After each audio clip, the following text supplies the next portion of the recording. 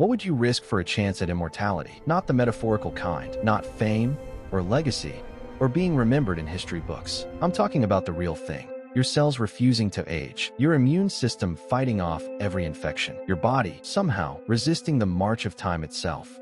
For most of us, this is pure fantasy, science fiction, the stuff of comic books and Hollywood blockbusters. But in 2015, a Russian scientist named Anatoli Brouchkov took a syringe, filled it with something that had been frozen since before human civilization existed, and injected it directly into his bloodstream. Inside that syringe wasn't some high-tech pharmaceutical compound created in a sterile laboratory. It was bacteria, ancient bacteria, bacteria that had been entombed in Siberian ice for 3.5 million years. And here's the part that should make you sit up and pay attention. It was still alive. This isn't a ghost story. This isn't mythology. This is documented science. And what happened next has scientists around the world asking a question that sounds absurd until you look at the evidence. Could a microbe that predates the existence of modern humans hold the secret to extending human life? I'm going to tell you how this bacteria was found, why it refuses to die, what happened when Brouchkov injected himself with it, and why this discovery might be one of the most important biological findings of the 21st century. But first, we need to go to one of the coldest, most remote places on Earth. Central Yakutia, Siberia, the Sakha Republic. If you've never heard of this place, you're not alone. It's one of the most isolated regions on the planet, a vast expanse of frozen wilderness where winter temperatures regularly plunge to -50 degrees Celsius, where the ground hasn't thawed in millions of years, where mammoths once roamed, and where their perfectly preserved remains still emerge from the ice. This is permafrost country. Permafrost is permanently frozen ground. Not just frozen during winter, but frozen year-round, century after century, millennium after millennium. It covers about 23 million square kilometers of the northern hemisphere. Some of it has been frozen for over 1 million years. And in 2009, a team of Russian scientists arrived at a site called Mammoth Mountain, located on the left bank of the Aldan River, coordinates 62 degrees 56 minutes north, 133 degrees 59 minutes east, about 325 kilometers upstream from where the Aldan meets the Lena River. Leading this expedition was Dr. Anatoli Brouchkov, head of the geocryology department at Moscow State University. A geocryologist is a scientist who studies frozen ground. Brouchkov had spent years researching permafrost, understanding how it forms, how it preserves organic material, and what secrets might be locked inside it. But what he found that day would change the trajectory of his career entirely. The team drilled deep into the permafrost, going far below the level where the ground seasonally thaws.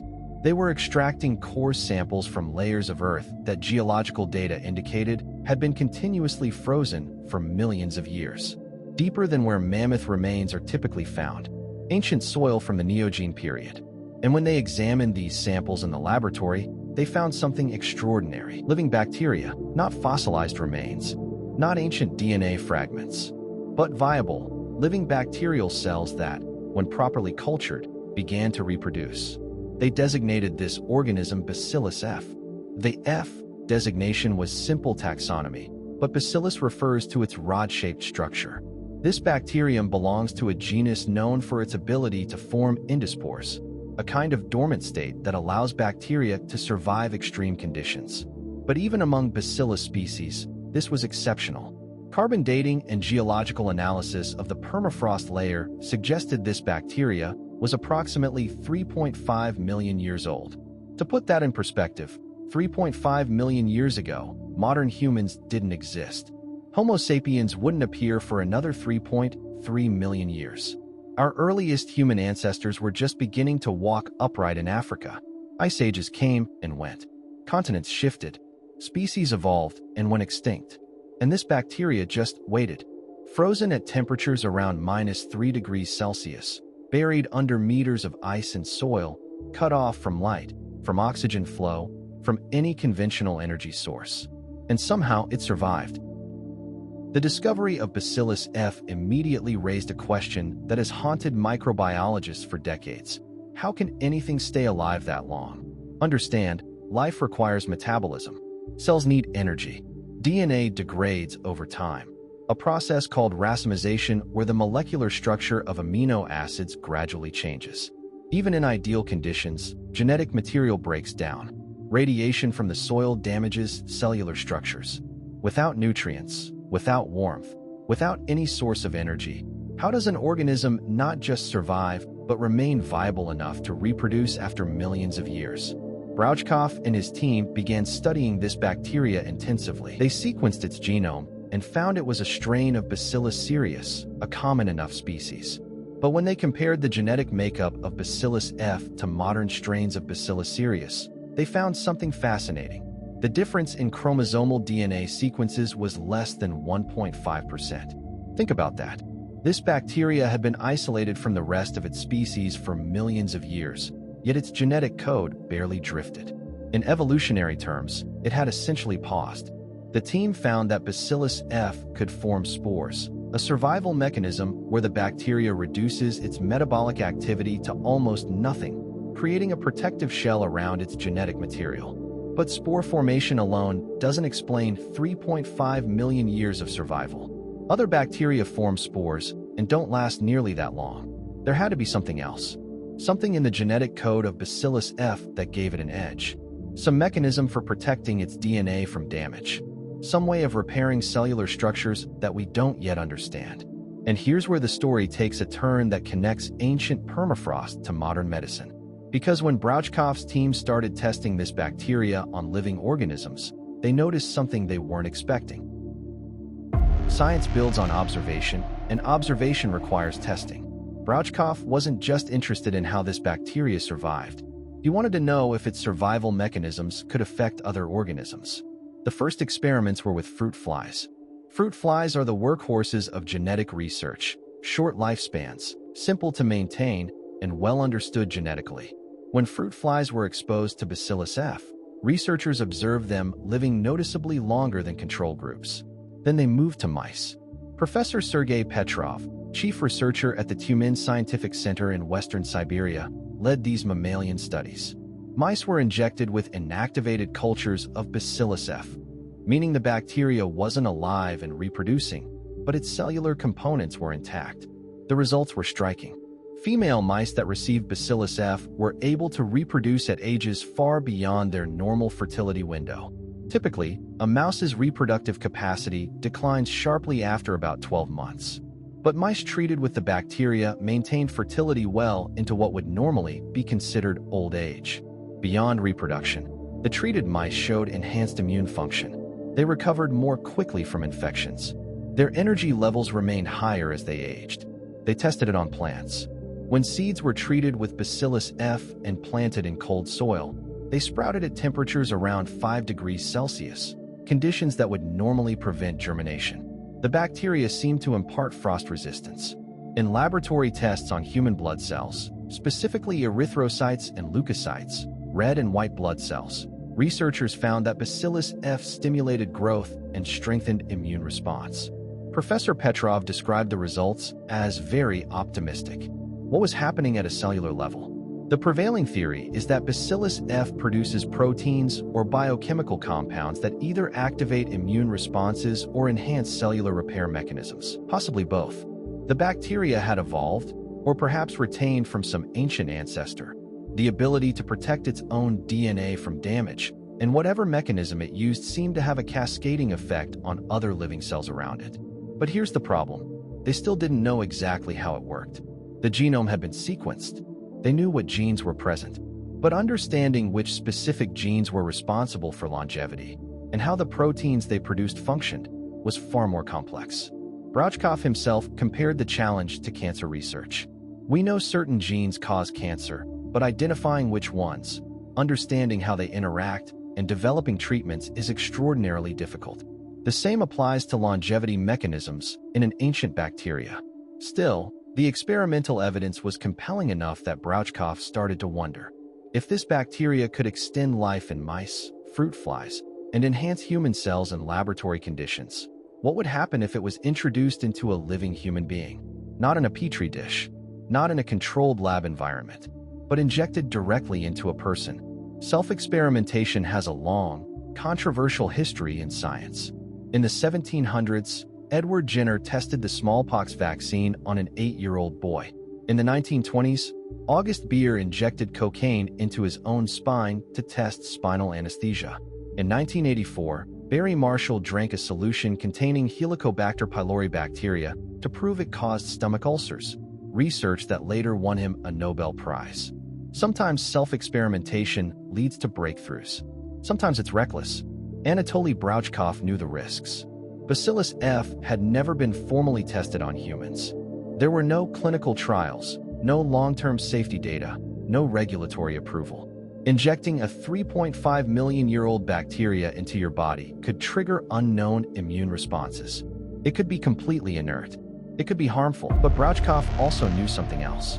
The Yakut people, the indigenous population of the Sakha Republic where Bacillus F was found, had been drinking water from melting permafrost for generations. When permafrost thaws seasonally, meltwater carries whatever microorganisms are trapped in the ice down into rivers and streams. The local population had been consuming this water their entire lives, and demographic studies suggested the Yakut people tended to live longer than populations in many other regions. Was it the bacteria? Was it genetics? Was it diet, lifestyle, environmental factors? Impossible to say with certainty. But Brouchkov saw it as evidence that exposure to Bacillus F probably wasn't lethal. He also reasoned that no one fully understands how aspirin works at a molecular level, yet millions of people take it daily. So in 2015, Anatoli Brouchkov made his decision. He prepared an inactivated culture of Bacillus F, filled a syringe, and injected himself. What happened next is both remarkable and frustratingly inconclusive. In interviews following the injection, Brouchkov reported feeling different, better. He told Russian media that he noticed increased energy levels. He could work longer hours without feeling fatigued. His mental clarity improved. But the most repeated claim, the one that caught international attention, he hadn't had the flu in 2 years. Now, Brouchkov himself is careful about how he presents this. He's a scientist, and he understands the limits of anecdotal evidence. He readily admits that correlation doesn't equal causation. Maybe he just got lucky. Maybe changes in his routine reduced exposure to viruses. Maybe it's a placebo effect, but maybe it's not. In a television interview, Brouchkov said, "I started to work longer. I've never had a flu for the last 2 years, but it still needs experiments. We have to work out how this bacteria prevents aging. What is keeping that mechanism alive? And how can we use it for our own benefit?" He's keenly aware that his personal experience doesn't constitute scientific proof. He's called for proper clinical trials, conducted in medical facilities with specialized equipment and statistical analysis. He wants controlled studies with large sample sizes, long-term monitoring, and peer review. But here's what makes his experiment significant. He's still alive. He's healthy. And if Bacillus F had any immediate toxic effects, we'd know by now. That doesn't mean it's safe. It doesn't mean you should try this at home. But means the door is open for further research. And that research is happening. Teams in Russia and internationally are now studying Bacillus F more intensively. They're trying to isolate the specific proteins and genetic mechanisms responsible for its longevity. They're testing its effects on aging markers in various organisms. They're exploring whether synthetic versions of its protective compounds could be developed. The implications are staggering. If scientists can identify and replicate the mechanism that allows Bacillus F to survive for millions of years, it could revolutionize medicine. Not just anti-aging treatments, but cancer therapy, immune system support, cellular regeneration, even protection against radiation damage. But we're not there yet. To understand why Bacillus F matters, we need to understand what permafrost actually does to preserve life. Permafrost is a time capsule, but it's not perfect. When organic material freezes, ice crystals form inside and around cells. These crystals can puncture cell membranes, destroying cellular structure. Most organisms die when frozen because the physical damage is too severe. But some bacteria, including Bacillus species, have evolved strategies to survive freezing. First, they can produce proteins that act like antifreeze, preventing large ice crystals from forming. Second, they can alter their cell membrane composition, making it more flexible and resistant to rupture. Third, they can form spores, dehydrating their cellular contents and creating a tough outer shell. But even with all these adaptations, DNA still degrades over time. Studies on permafrost bacteria have found that organisms can remain viable for hundreds of thousands of years, possibly even 1 million years. But 3.5 million years? That pushes the theoretical limits. Some scientists have questioned whether Bacillus F is truly that old, or whether modern contamination could have occurred. It's a fair question. Permafrost can crack. Meltwater can seep into layers. Microorganisms from the surface could theoretically migrate down. But Brouchkov's team addressed this. The samples were collected from depths below any seasonal thawing. Geological analysis confirmed the age of the permafrost layer. The strains of bacteria found didn't match anything in modern databases. The evidence strongly suggests Bacillus F is exactly what it appears to be, an ancient survivor. And if it survived this long, it's because it possesses biological mechanisms we don't fully understand yet. Researchers have found that permafrost bacteria are often antibiotic resistant. This makes sense. They've been isolated from modern medicine, so they evolve resistance to natural antibiotics in their environment.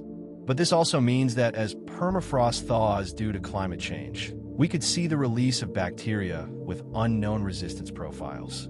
That's both a risk and an opportunity. A risk because we don't know what pathogens might be locked in ancient ice. In 2016, an anthrax outbreak in Siberia killed over 2,000 reindeer and hospitalized dozens of people. Scientists believe it was caused by anthrax spores released from a decades-old reindeer burial ground when permafrost thawed. But it's also an opportunity because these ancient microorganisms could hold solutions to modern problems. Bacillus F is just one example. Scientists have discovered bacteria in permafrost that can break down petroleum molecules, potentially useful for cleaning oil spills. Others can degrade cellulose, important for biofuel production. The Arctic isn't just thawing. It's revealing an entire library of biological adaptations that evolved in isolation. So where does this leave us? Anatoli Brouchkov is alive and, by his account, healthy. The bacteria he injected himself with hasn't killed him. It might have helped him. We don't know for certain. What we do know is that Bacillus F represents a legitimate scientific mystery. A bacteria that has survived 3.5 million years in frozen soil. That remains viable enough to reproduce when thawed.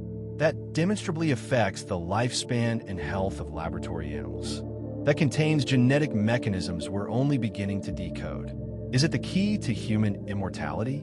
Almost certainly not in any literal sense. Biology is complex, aging is multifactorial, and no single bacteria is going to make humans live forever.